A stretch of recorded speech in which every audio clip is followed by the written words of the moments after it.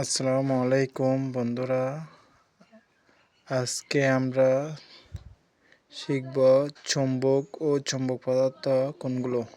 চুম্বক যে সকল বস্তুর আকর্ষণ ও দিক নির্দেশক ধর্ম আছে তাকে চুম্বক বলে।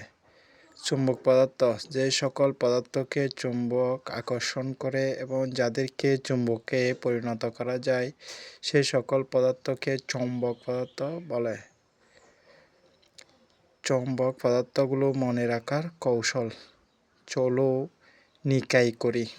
চ দিয়ে চুম্বক পদার্থ, লু দিয়ে লোহা, নি দিয়ে নিকেল, কা দিয়ে কোবাল্ট, ই দিয়ে ইস্পাত। এগুলো হচ্ছে চুম্বক পদার্থ। এরপর হচ্ছে অচুম্বক পদার্থ যে সকল পদার্থকে চুম্বক আকর্ষণ করে না এবং যাদেরকে চুম্বকে পরিণত করা যায় না সে সকল পদার্থকে অচুম্বক পদার্থ বলে। আজ একটা ছন্দের মাধ্যমে আমরা এই অচুম্বক পদার্থগুলো মনে রাখব।